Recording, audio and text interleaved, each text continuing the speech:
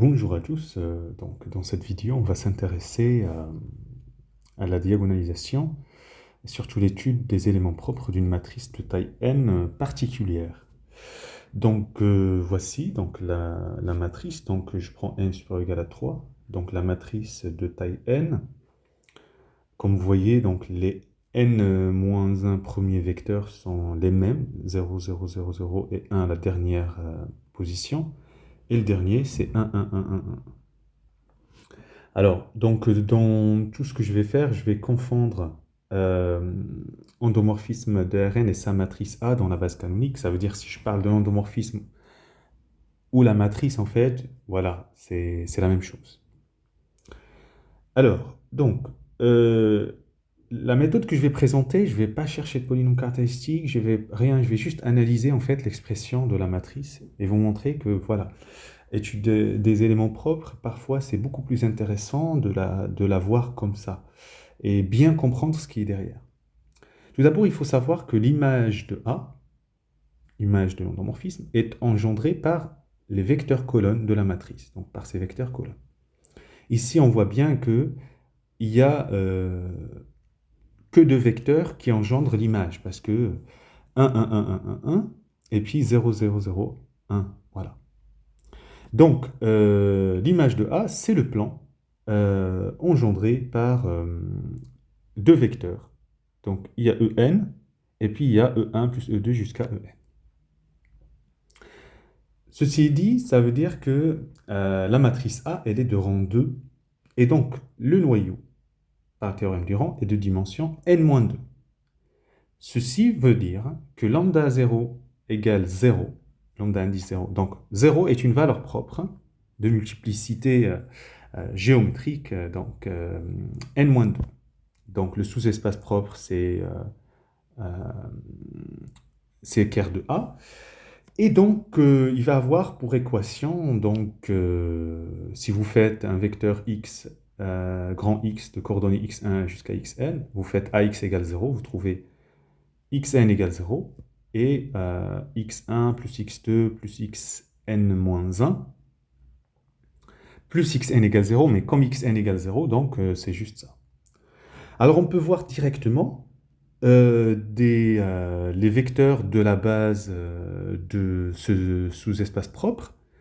Il suffit seulement de prendre E1 moins E2, ben, vous allez trouver 0, donc c'est un élément du noyau. E1 moins E3, ben, il y en a d'autres combinaisons, hein, mais voilà, on peut faire ce choix.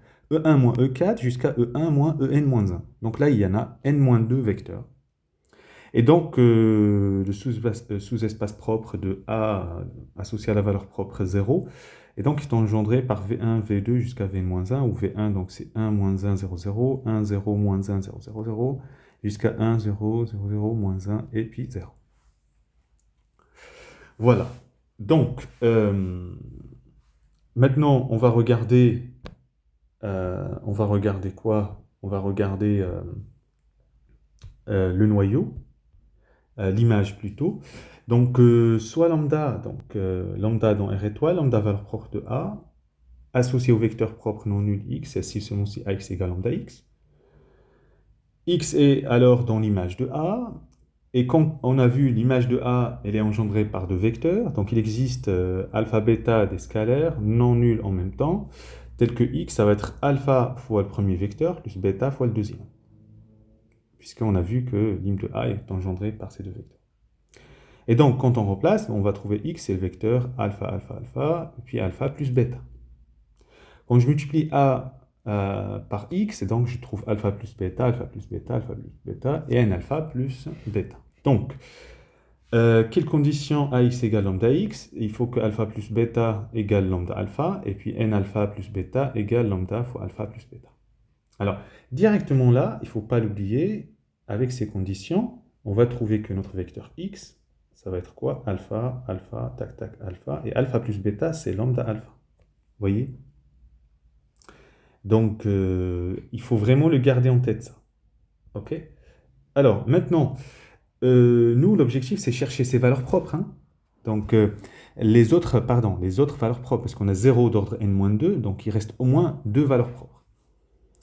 Alors, donc, quand je remplace alpha plus bêta par lambda alpha dans la deuxième, ou que je soustrais la deuxième ligne par la première ligne, donc, ou bien je pose bêta, c'est lambda alpha moins alpha, donc c'est alpha facteur de... euh, voilà, on va faire comme ça. Alpha facteur de lambda moins 1, et puis donc, en remplaçant dans la deuxième, on tombe sur n moins 1 égale lambda fois lambda moins 1, avec alpha différent de 0. Donc, de la deuxième ligne, donc, on déduit que lambda est racine de l'équation x carré moins x moins n moins 1, donc c'est plus 1 moins n. Donc, équation, on peut calculer delta rapidement et on trouve lambda 1 et lambda 2. Au passage, donc la trace de A, c'est lambda 1 plus lambda 2. Et donc ici, on trouve 1 qui est bien la trace de A que je vous ai donnée au début. Vous voyez, que des zéros, il n'y a que 1. Donc tout va bien. Donc valeur réelle, propre réelle de A, associée chacune à un sous-espace de dimension 1, puisqu'on a déjà épuisé n-2 vecteurs. Le premier vecteur pour E lambda 1, donc on va le choper ici, là. On va prendre juste lambda 1 à la place de lambda, donc c'est 1, 1, 1, puis lambda 1. Et pour lambda 2, c'est 1, 1, 1, lambda 2. Voilà. Alors, donc les sous-espaces propres sont ensemble directs.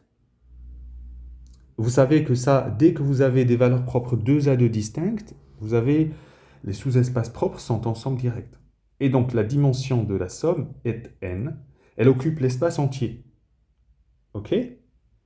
Donc ce que j'étais en train de dire à l'instant, c'est que vous avez des valeurs propres 2 à 2 distinctes. Les sous-espaces propres sont ensemble directs. Mais je n'ai pas dit que c'est égal à l'espace total. Mais l'argument de la dimension ici, la somme des dimensions, donc on a n-2 plus 1, ça fait n. Donc c'est la somme directe, ça donne E. Donc c'est E0, somme directe avec E lambda 1, E lambda 2. Ainsi, on a une famille, donc la base constitue une base dans laquelle la matrice de A est diagonale. A égale à P fois la matrice diagonale 0, 0, 0, lambda 1, lambda 2, P-1. Et P, c'est les vecteurs, les n-2, puis les derniers que j'ai rajoutés. Voilà, c'est fini. Bon courage.